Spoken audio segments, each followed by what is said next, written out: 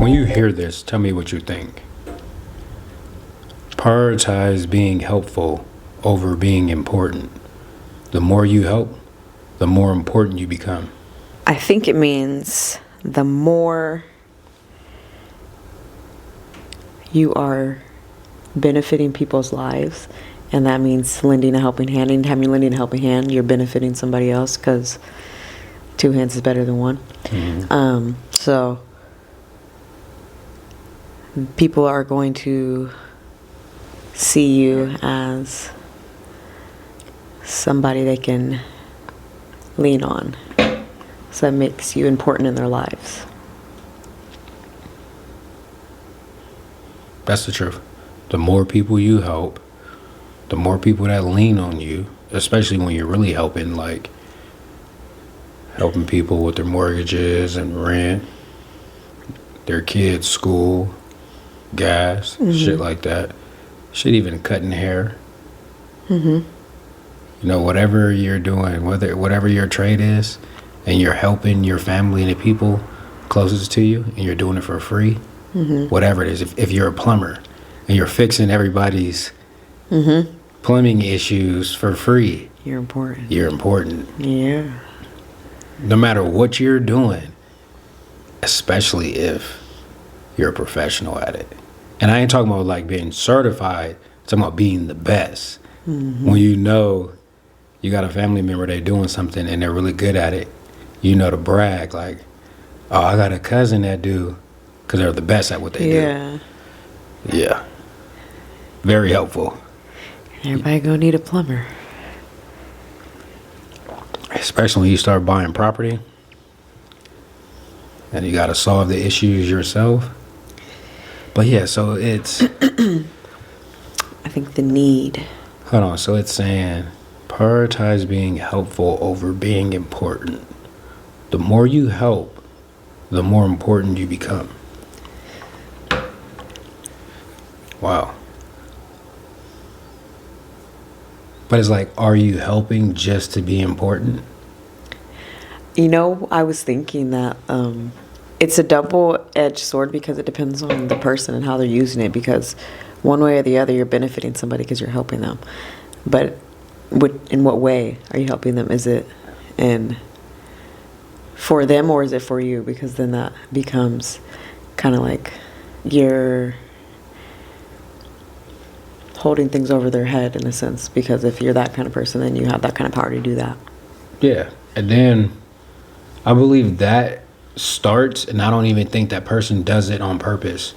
I just think you finally tell someone no, and they're like, oh, fuck you then, you ain't gonna help, you don't never help. And you're always helping. So then you got to remind them that I did this, I helped you with this, I helped you with that, because they're being petty, ungrateful. You finally told them no, and they're like, nah, fuck that. Because every time they ask you for something, it's the most important time. Right. According to them, it's the most important time. Literally. I ain't gonna ask you for nothing else. I promise you. If you could just, and then you do it, and then 2 weeks go by, they got another problem, and they saying the same thing, and you say this, no, I can't do it. Man, you got the money, you got the resources, like whatever it is they know you can help, and you're choosing not to. I feel like that's a test people should do.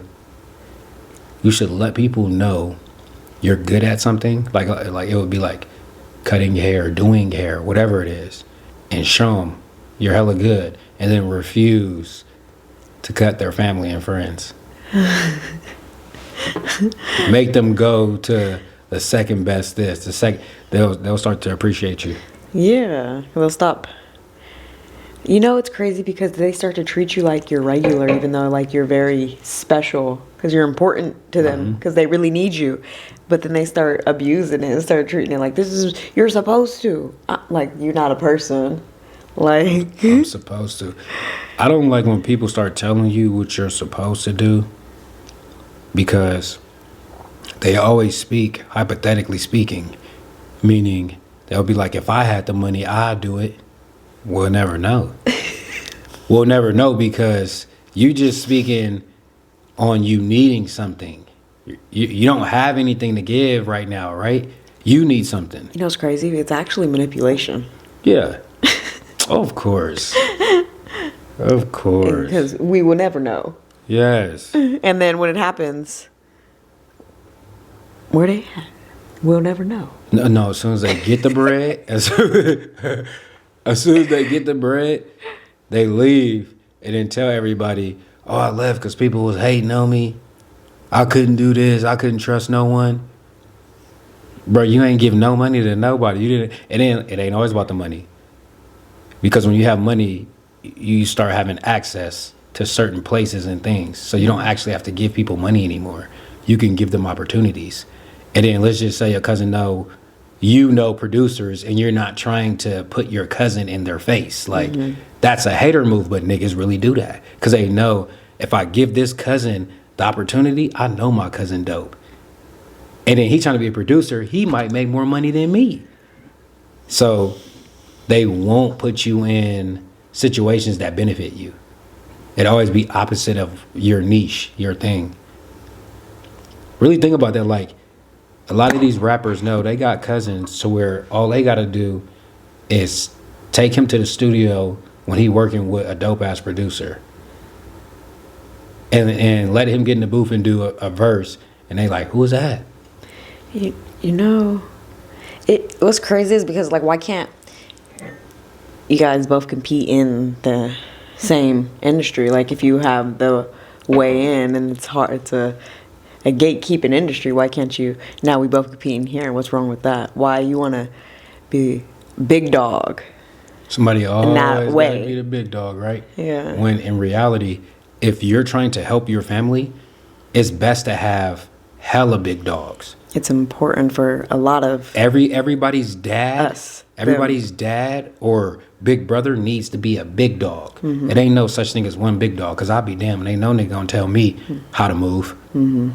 Not one man on this earth gonna tell me how to move, and I'm saying I'm against it, and he think he's forcing me. Mm-hmm. Never. That'll never happen. Mm-hmm. So if there's a big dog amongst the group and he's thinking I'm about to bow down to him, it's going to be a clash, or I'm going to address it, because I always address it. I'm going to address it off the rip. What do you want to do? Because I'm going to tell you where this is leading to. Because Mm-hmm. you do any more subtle hating shit, any jabs, I'm really going to hit you. Mm-hmm. You say some slick shit, I'm gonna uppercut you. And I'm gonna rush you. Like, we gonna get jiggy because you trying to be passive aggressive over who's the big dog. Mm-hmm. Oh, you little, knock him out. Then you sitting here now, you embarrassed. You knocked out because your ego won't let you let another man share the room and him have his moment, and people gawk at him as well. You're jealous. Because I just think it should always be about healthy competition. Like, it's never about that. It's always about, let me step in. Yeah. Like, dang. Yeah. We always strutting like we animals. Like, a man always got to piss on another man's boot.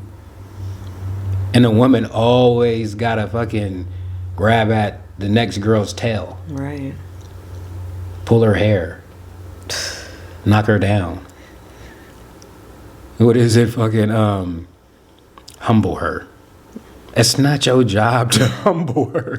If you don't mind your business that night and have a good time, Come on. instead of trying to make another enemy. Really, that's why we have a lot of frenemies. Because we always start out on a bad foot. Like, we never get off on the right foot. We never do. So that's why we get to know each other a little deeper too, because that's when you really start looking into someone. A hater? They know everything about you. A hater know everything about you. And then they act like they don't.